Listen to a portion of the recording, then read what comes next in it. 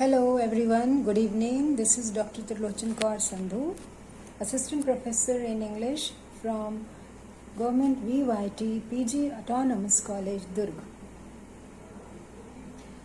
I welcome you to this session of my video lecture, which I have specially prepared for the students of MA Semester 2 English of those colleges which come under the jurisdiction of Hemchand Yadav University, Durg.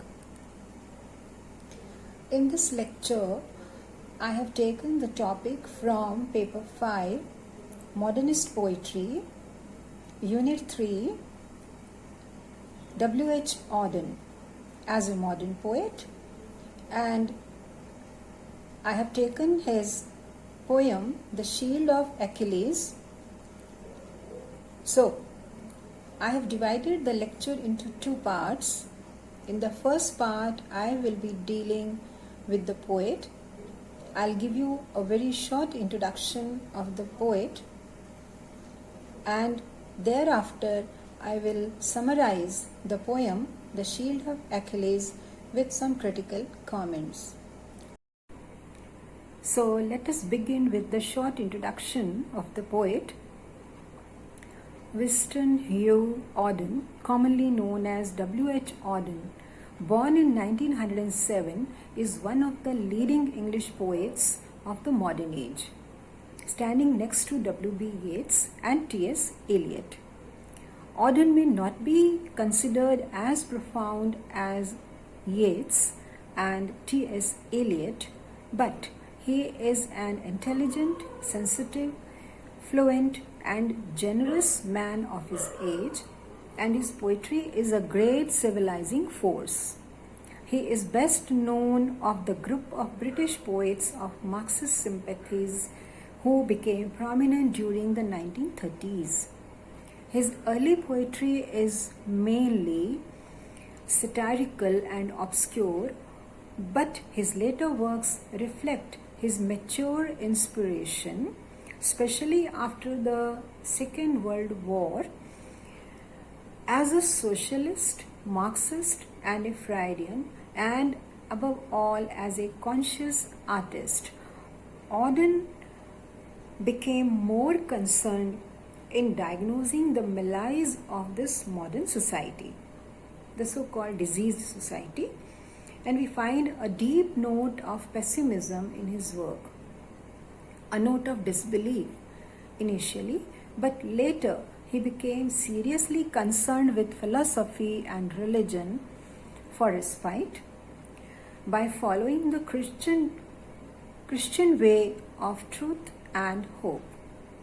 His first volume of poems was published in 1928, and he made a remarkable contribution by writing till the end of his life, and his poetic span lasted for 35 years. He tried almost every kind of verse, lyric, sonnets, elegies, ballads, poetic plays, and is best known for his stylistic and innovative metrical forms.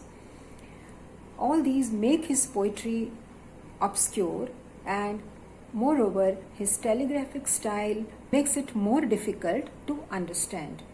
His poems are loaded with frequent use of allusions, especially psychological allusions and references, terms, and mythical references. Auden loved coining new words, and which made his poems rather more complex. The Auden simile has become quite notorious. Like T.S. Eliot, he represents the spirit of the age. The modern age, that is the war-torn society, is a spiritual, desolate wasteland where the denizens suffer from a sense of ennui, boredom, and neurosis. The modern man, like Eliot's Prufrock, is lonely even in a crowd.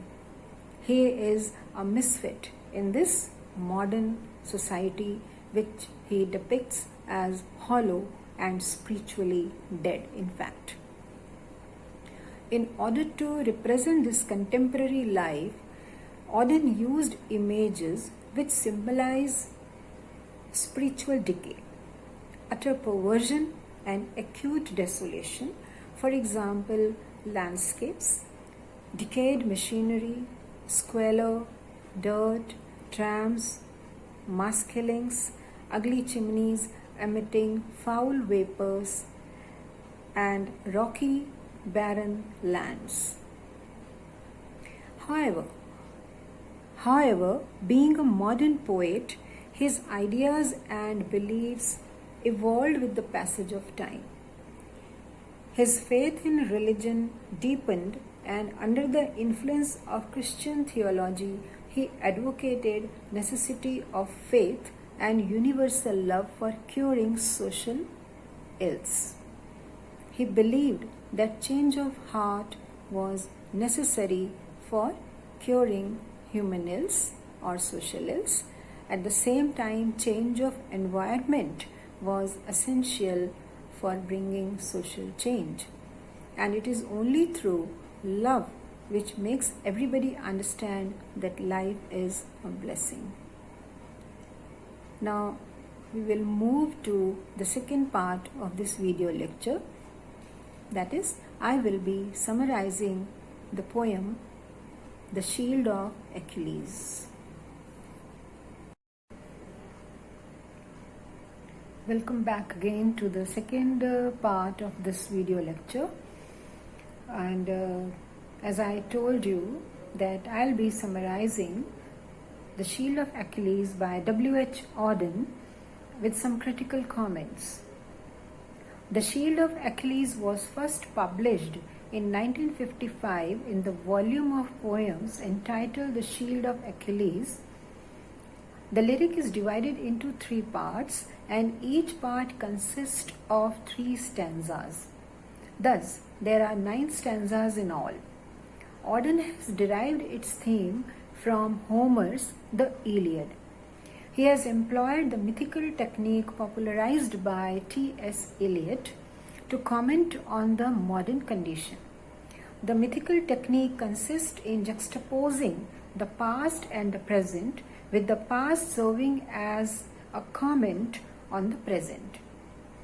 There are different levels of meanings in this well integrated and balanced poem. Thetis, the mother of Achilles in Greek mythology, looks at the shield hung over the shoulder of her son. The shield of Achilles was made by Hephaestus, the blacksmith of the gods, and on it the artist had carved beautiful scenes depicting orchard, well-governed cities with marble statues, and calm seas with beautiful ships sailing on them. But quite different scenes are carved by the artist on a modern shield. There are scenes depicting the artificial and desolate life of contemporary waste land.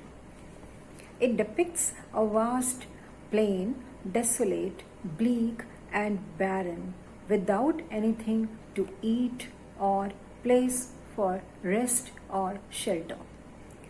This is the modern wasteland full of crowds who, like dumb, driven cattle, are unable to think for themselves and mechanically carry out the dictates of their leaders and rulers. They are hollow within. Their rulers have no personal contacts with them.